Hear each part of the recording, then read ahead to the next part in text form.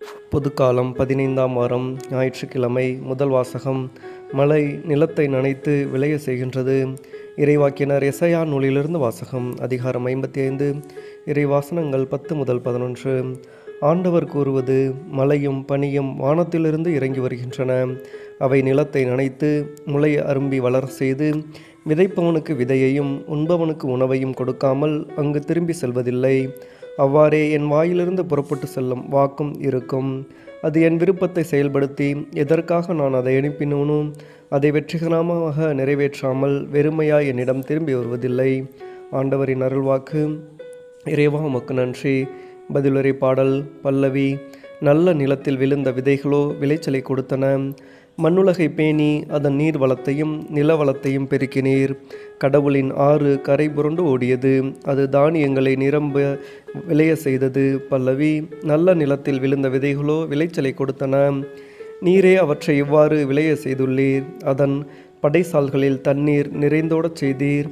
அதன் கரையோர நிலங்களை பரம்படித்து மென்மலையால் மிருதுவாக்கினீர். அதன் வளமைக்கு ஆசி வழங்கினீர். பல்லவி. நல்ல நிலத்தில் விழுந்த விதைகளோ விளைச்சலை கொடுத்தன.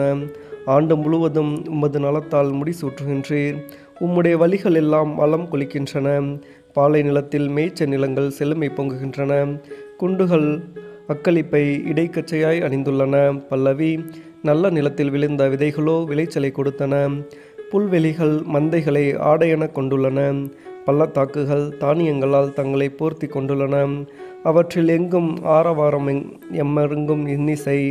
பல்லவி. நல்ல நிலத்தில் விழுந்த விதைகளோ விளைச்சலை கொடுத்தன. இரண்டாம் வாசகம்.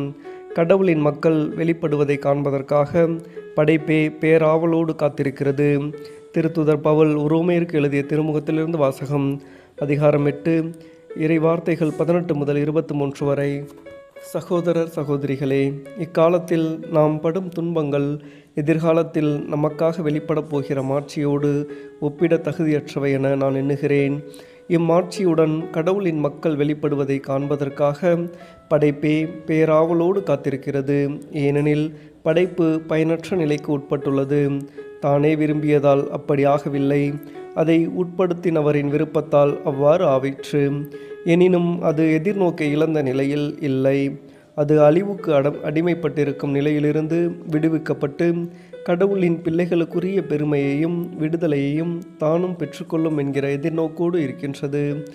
இந்நாள் வரை படைப்பு அனைத்தும் ஒருங்கே பேறுகால வேதனையுற்று தவிக்கின்றது என்பதை நாம் அறிவோம். படைப்பு மட்டும் அல்ல, முதல் கொடையாக தூய ஆவியை பெற்றுக்கொண்டுள்ள நாமும் கடவுள் நம்மை தம் பிள்ளைகளாக போகும் நாளை, அதாவது நம் உடலை விடுவிக்கும் நாளை எதிர்நோக்கி பெருமூச்சு விடுகின்றோம். ஆண்டவரின் அருள்வாக்கு. இறைவா, உமக்கு நன்றி. நற்செய்திக்கு முன் வாழ்த்தொலி. அல்லேலூயா, அல்லேலூயா. இறைவனின் வார்த்தையே விதை. அதை விதைப்பவர் கிறிஸ்துவே. அவரை கண்டடைபவர் எல்லாரும் என்றென்றும் நிலைத்திருப்பர். அல்லேலூயா. நற்செய்தி வாசகம். விதைப்பவர் விதைக்கச் சென்றார். மத்தேயு எழுதிய தூய நற்செய்தியிலிருந்து வாசகம். அதிகாரம் 13. இறை வார்த்தைகள் 1 முதல் 23 வரை. அக்காலத்தில் இயேசு வீட்டிற்கு வெளியே சென்று கடலோரத்தில் அமர்ந்தார். மக்கள் பெருந்திரளாய் அவரிடம் ஒன்று கூடி வந்தனர். ஆகவே அவர்கள் படகில் ஏறி அமர்ந்தார். திரண்டிருந்த மக்கள் அனைவரும் கடற்கரையில் நின்று கொண்டிருந்தனர். அவர் உவமைகள் வாயிலாக பலவற்றை குறித்து அவர்களோடு பேசினார். விதைப்போர் ஒருவர் விதைக்க சென்றார். அவர் விதைக்கும் பொழுது சில விதைகள் வழியோரம் விழுந்தன. பறவைகள் வந்து அவற்றை விழுங்கிவிட்டன. வேறு சில விதைகள் மிகுதியாக மண் இல்லா பாறை பகுதிகளில் விளைந்தன. அங்கே மண் ஆழமாக இல்லாததால் அவை விரைவில் முளைத்தன. ஆனால் கதிரவன் மேலே எழ அவை காய்ந்து வேறு இல்லாமையால் கருகி போயின. மற்றும் சில விதைகள் முட்செடிகளின் இடையே விழுந்தன. முட்செடிகள் வளர்ந்து அவற்றை நெருக்கிவிட்டன. ஆனால் இன்னும் சில விதைகள் நல்ல நிலத்தில் விழுந்தன. அவற்றுள் சில 100 மடங்காகவும் சில 60 மடங்காகவும் சில 30 மடங்காகவும் விளைச்சலை கொடுத்தன. கேட்க செவியுள்ளோர் கேட்கட்டும் என்றார். சீடர்கள் அவர் அருகே வந்து, ஏன் அவர்களோடு உவமைகள் வாயிலாக பேசுகின்றீர் என்று கேட்டார்கள். அதற்கு இயேசு அவர்களிடம் மறுமொழியாக கூறியது: விண்ணரசின் மறைபொருளை அறிய உங்களுக்கு கொடுத்து வைத்திருக்கிறது. அவர்களுக்கோ கொடுத்து வைக்கவில்லை. உள்ளவருக்கு கொடுக்கப்படும், அவர் நிறைவாக பெறுவார். மாறாக இல்லாதவரிடமிருந்து உள்ளதும் எடுக்கப்படும்.